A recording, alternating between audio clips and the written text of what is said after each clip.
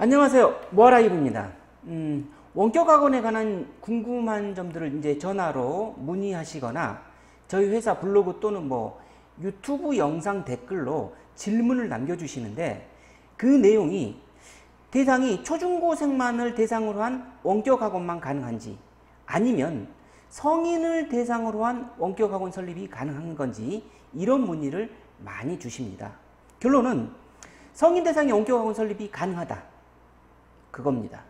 그래서 오늘은 성인 대상의 원격학원을 등록하는 과정과 방법, 그리고 더 나아가서 성인 대상의 원격학원이 국비 보조를 받는 원격학원으로 확장할 수 있는 과정과 순서를 하나씩 자세히 알려드리겠습니다. 우선 교육청 허가를 필요로 하는 원격학원은 그 교습 과정에 따라서 초중고 대상의 학교 교과 교습과 성인 대상의 평생 직업교육, 이 두 가지 원격학원으로 나눠집니다. 지금 그림에서 보듯이 학교 교과 교습 과정은 학생을 대상으로 하고, 평생 직업교육은 성인을 대상으로 하는 겁니다. 그 학원의 유형 중에 이제 평생교육, 평생직업교육학원은 평생교육법에 따라서, 학교 교과 교습학원은 학원법에 따라 인허가 등록 절차를 밟게 되어 있습니다. 그런데 이제 그동안 그 법 구문에 원격 교습 범위에서 정보통신 기술 등을 활용하여 원격으로 교습하는 경우, 즉 법 제2조의 2 제1항 제1호에 학교 교과 교습학원에서 교습하는 경우로 한정한다, 이렇게 규정되어 일반인을 대상으로 한 원격학원은 허용되지 않아서 평생교육시설로 운영해야 했습니다. 그러니까 쉽지 않았다는 것이죠. 그러나 이제 2021년 6월 학원 설립 운영 및 과외 교습에 관한 법률 시행령 그 일부 개정안에 해당 조항을 삭제하는 것으로 심의 의결해서 기존에 이제 학교 교과 교습 학원에서만 가능하던 그런 원격 교습을 이제 평생 직업 교육 학원에서도 운용할 수 있도록 허용되었습니다. 이제 삭제 문구는 이거겠죠. 학교 교과 교습 학원에서 교습하는 경우로 한정한다, 이게 이제 삭제된 겁니다. 그래서 성인 대상의 원격 학원도 가능하다는 겁니다. 이는 이제 그 원격 교육 형태의 평생 교육 시설과 평생 교육 학원의 차이를 법 구문에 의해 이제 이해해야 되는데, 간단히 정리하면 그동안 평생 직업 교육 원격 학원에서 필수적으로 배치해야 했던 그 평생 교육사를 배치하지 않아도 되는 것이 가능하게 되었습니다. 따라서 이제는 학교 교과 교습 과정 이외의 원격 교습을 학원이나 직업 교육을 목적으로 교습하는 학원에서도 운용할 수 있다는 것입니다. 학교 교과 교습 과정은 초중고의 교과 과목, 국어, 영어, 수학, 과학, 예체능 이런 과목들이죠. 이런 콘텐츠가 아닌 성인 대상의 이용이나 미용, 세무, 회계, 도배, 미장, 통역, 번역, 공예, 도예 등 이런 다양한 콘텐츠로 원격 학원을 만들 수가 있게 되었습니다. 그 평생 직업교육의 분야 중 어느 한 교습 과정에 대한 전문적인 지식을 가지고 원격으로 학습자에게 서비스를 제공할 수 있다는 그런 의미가 되겠습니다. 그럼 평생 직업교육 원격학원의 설립과 그 교습 과정에 대해서 간단히 알아보면, 지금 표에서처럼 그 교습 과정에는 성인 대상이기 때문에 지금처럼 아주 다양합니다. 보시는 바로, 자, 이제 그 분야로는 이제 직업 기술이나 국제화, 인문사회, 자연, 기계, 독서실로 나눠져 있는데, 지금 계열에는 이제 교습 과정에 지금 보듯이 기계장치 또는 디자인, 속기, 전산회계, 그다음에 뭐 통번역 이런 분야들이 다 가능하고, 그 다음에 이제 이런 성인 대상의 원격 인허가 과정에 제출하는 그 서류부터 순서가 학교 교과 교수 원격 학원 인허가 과정하고 똑같습니다. 이전에 이제 이 부분에 대해서 저희가 이제 영상을 올린 게 있는데 그걸 보시면 도움이 될 겁니다. 간단히 이제 살펴보면 인허가 과정은 지금처럼 그 사무실 그 교육청 지자체, 그러니까 사무실이 속해 있는 그 지자체 교육지원청에 이제 등록에 이제 필요한 서류들을 제출하고, 그 다음에 제출한 다음에 이제 실사를 받는 그 과정들은 전부 다 학교 교과 과습, 학교 이제 교과 과정에 대한 원격 학원 등록 과정과 똑같다고 보시면 되겠습니다. 그러면 이런 그 성인 대상의 그 평생 직업교육 원격 학원을 운영하면서 제일 중요한 것은 마케팅입니다. 수강생이 많이 늘어야지 매출이 올라가겠죠. 그래서 국비 지원을 받는 원격 학원으로 전환하면 뭐 그 이상 좋은 게 없겠죠. 고용노동부로부터 이제 수강생의 훈련비를 지원받으면서 직업훈련을 운영하면 수강생 입장에서는 수강료 부담을 낮추고 아예 공짜로도 할 수가 있고요. 원격학원 운영자는 그 비용을 국가에서 받으면서 더 많은 수강생을 모집할 수 있는 중요한 마케팅 수단이 될 수 있습니다. 이렇게 그 국비 보조를 받을 수 있는 원격학원은 당연히 국가의 심사 과정을 통과해야지 국비 보조를 받을 수가 있겠죠. 그 심사 기관은 고용노동부 산하 그 직업능력심사 평가원이라는 곳이 있는데, 이 직업능력심사평가원의 신규 기관 인증평가 내용, 인증평가를 거쳐야만 됩니다. 그래서 이 내용을 간단히 알아보면은 다음과 같습니다. 자, 이제 이 그 신규 기관의 그 운영들은 이제 물론 원격 학원에서 이제 운영을 하면서 진행을 해야 되겠지만, 간단히 직업능력심사평가원이 어떤 것을 하느냐라는 것을 알려드리면, 이제 고용노동부 이제 지정훈련기관이에요. 그죠? 그래서 이 신규 기관에서 이제 평가를 받고 이제 국비 보조를 받는 그런 원격 학원으로 바꿀 수가 있는 것이죠. 아무래도 이제 그 국비 보조를 받기 위한 심사니까 좀 까다롭습니다.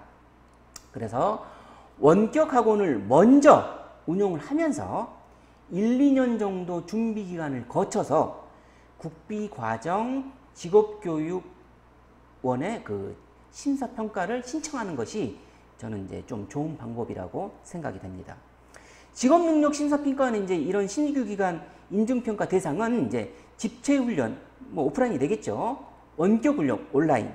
요 두 가지로 나눠지는데, 이제 우리는 이제 원격 학원에 대해서만 생각하면 되니까, 이제 아래 표에서 이제 그 보면은 원격훈련, 요것만 보시면 됩니다. 원격훈련. 그래서 내일 배움카드 훈련, 이게 이제 대상이라고 보시면 됩니다. 내일 배움카드를 사용자가 발급을 받아서 그 내일 배움카드로 원격학원에 등록을 하는 거죠. 사용자 입장에서는 일부 비용만 되거나 공짜로, 그 비용은 원격학원에서 국가에서 보조를 받는 그런 방식이 되겠습니다. 국비 보조를 받는다는 의미 자체가요. 그래서 지금처럼 이제 이 인증 그 평가 절차가 있는데요. 이 신규 기관 인증 평가 방법은 이제 1단계 그 기관 건전성 평가하고 2단계 이제 역량 평가가 있는데, 실제 평가 단계에서는 이제 저희 회사가 지원을 전부 다 해 드립니다. 매년 이제 한 번 있는 그 국비 과정 직업교육 설립을 위한 직업 그 평가원의 심사 평가 절차는 이제 지금 표에서 이제 보시는 것처럼 5월 초에 이제 신청 접수를 시작을 합니다. 그리고 5월 말에 기본평가, 이제 1단계 이제 기강 건전성이죠. 뭐 체납된 게 없느냐, 즉 이제 국세를 잘 내고 있느냐, 지방세 잘 내고 있느냐, 이런 것들이 되겠죠. 또 6월과 9월에는 이제 실질적인 과정 및 역량평가, 즉 과정 심사하고 3단계 이제 역량평가가 이제 들어가는 것이죠. 그리고 10월부터 이제 11월에 이제 결과 발표를 하는데, 이때 이제 뭐 떨어지면 이제 이의 신청을 할 수가 있는 거고요. 최종 결과가 나오게 됩니다. 열 끝으로 이제 마무리가 돼서 평가에 통과하면 이제 다음 해 이제 1월부터 뭡니까? 훈련 과정 개설이 이제 가능한 것이죠. 그래서 국비 이제 내년 1월, 다음 1월부터, 내년 이제 1월부터 국비 보조를 받는 원격 학원으로 이제 바뀌게 되는 것이죠. 자, 그래서 이제 이런 것들을 이제 그 심사 절차를 이제 간단히 알아봤는데, 이제 국비 이제 기간을 위한 어떤 준비사항이라 보면, 물론 이제 이거는 원격 교육뿐만 아니라 이제 집체교육에서도 이제 공통적으로 받는 이제 준비사항들인데, 이제 시설을 선택한다든가, 물론 이제 원격 교육에서는 사무소가 되겠죠. 사무실, 원격학원 운영하는 사무실, 그 다음에 이제 인가 조건 등을 알아보고, 그 다음에 이제 충족시키는 이제 임대 계약서라든가 이런 것들, 그 다음에 이제 인테리어라는 거 여기서 이제 집체 교육인데 저희랑 좀 그렇게 큰 관계는 없겠습니다. 그 다음에 이제 인증평가를 이제 신청하는 이런 단계들로 돼 있는데, 이 부분들을 전반적으로 저희가 관여를 해서 컨설팅을 전부 다 ORF 쪽에서 진행을 해 드립니다.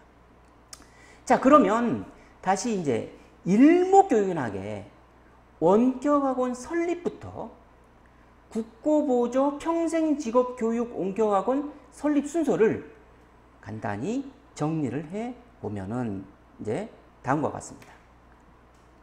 다음과 같습니다. 자, 평생직업 원격학원 교육청에 등록을 해야 되겠죠. 이거는 우리가 학교 교과 교습 과정의 원격학원과 똑같습니다. 서류도 다 똑같고요. 등록 절차도 같습니다. 그 다음에 평생직업 원격학원을 운영을 하면서 그 다음에 그런 경영 노하우라든가 이런 것들을 서류를 준비해 가면서 1년 후에 이제 국고보조를 받는 원격학원으로 바꾸기 위해서 직업능력심사평가원의 이제 국비지원 원격학원 준비를 하나하나 해간다고 보시면 됩니다. 그렇죠?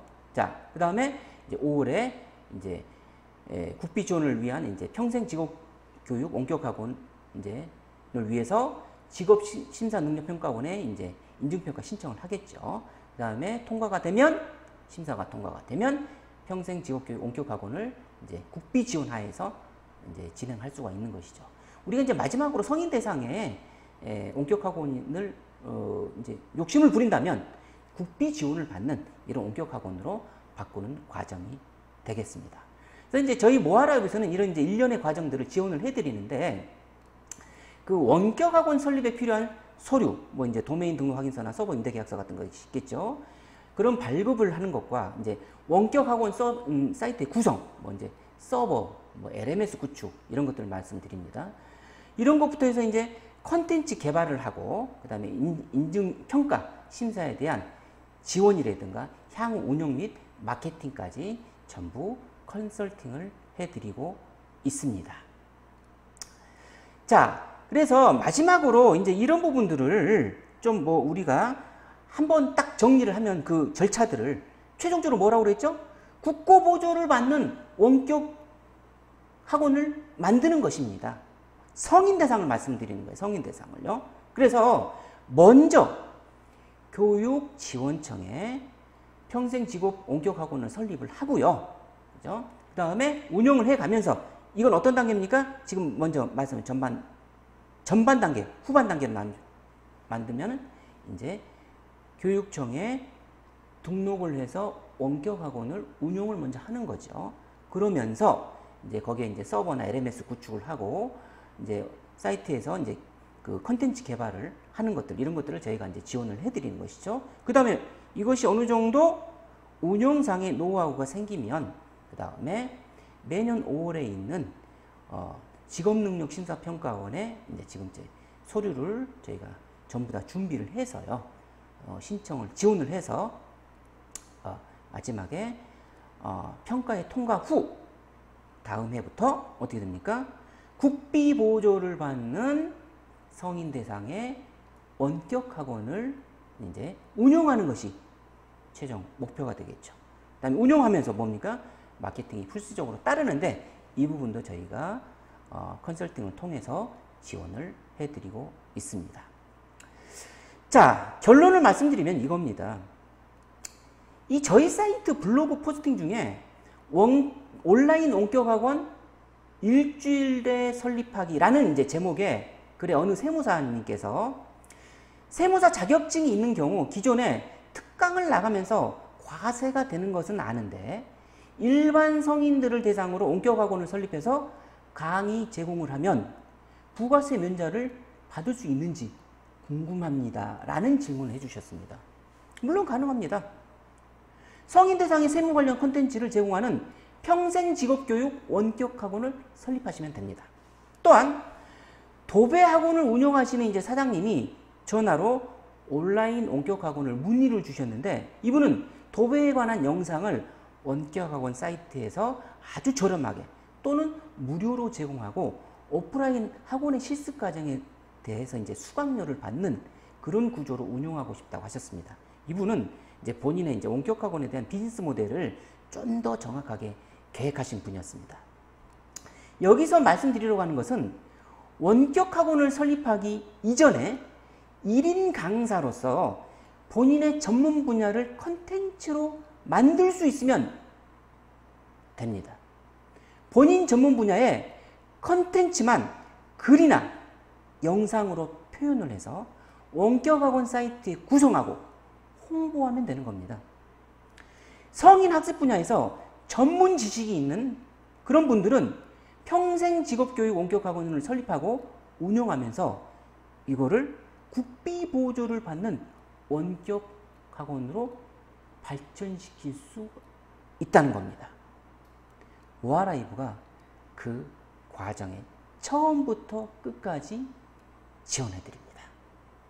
자, 오늘은 성인 대상의 원격학원을 교육청에서 인허가를 받고 그걸 더 발전시켜서 국비 보조를 받는 원격학원으로 이제 어떻게 심사가 되고 그 심사가 된 후에 운영을 하는 것까지 저희가 그 방법을 알려드렸습니다.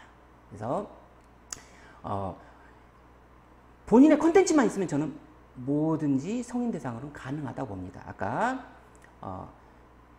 그 분야가 있었죠. 성인 대상의 어떤 콘텐츠냐 이런 분야가 있었기 때문에 본인이 갖고 있는 전문 분야만 있다고 하신다면 선생님들도 한번 도전해 보시기 바랍니다.